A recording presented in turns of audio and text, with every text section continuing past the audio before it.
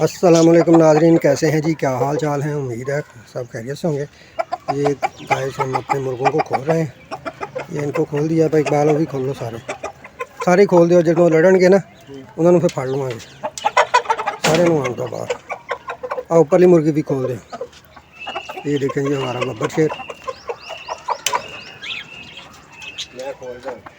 ये गाइस ये जो हमारी मुर्गी है ना, इसको मुर्गियों ने मारा था। ये देखें ये सारे जख्मी कर दिया था, इसलिए हमने इनको इसको सेपरेट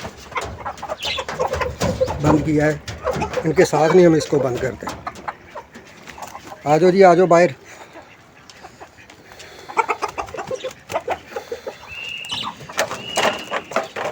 ये लड़ाई करनी शुरू कर दी है जी इन्होंने।